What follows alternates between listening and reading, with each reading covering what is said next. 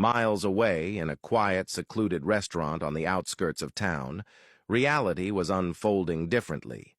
Woobin and Kim's father sat at a small table, hidden from prying eyes. In front of Kim's father was a document, a copy of a forged will that he now read silently. His hands trembled as the truth sank in. He had come terrifyingly close to losing everything, not just his life, but everything he had worked for, at the hands of two people who were never truly part of his family.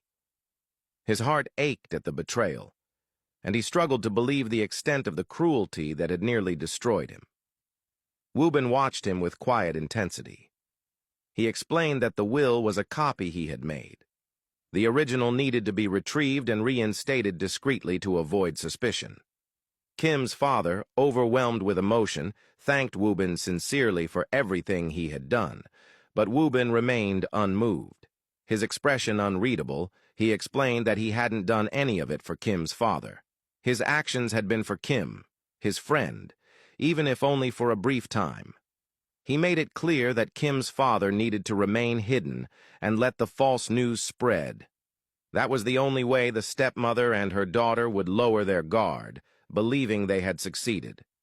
Once they felt safe, it would be easier to catch them in the act. He also mentioned that he would continue monitoring them closely, ensuring no step went unnoticed. Kim's father nodded in agreement. The plan was clear now. He looked at Woobin with gratitude and sorrow, saying how fortunate his daughter had been to have someone like him in her life.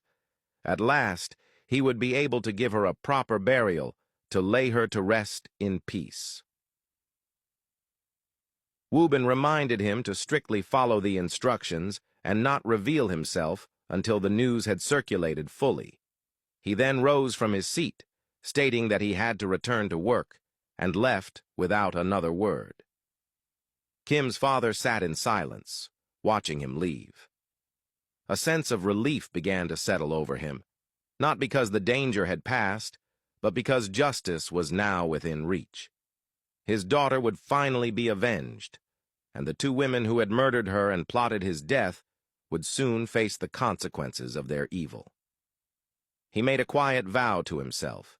He would not rest until they were both behind bars, paying for every ounce of pain they had caused.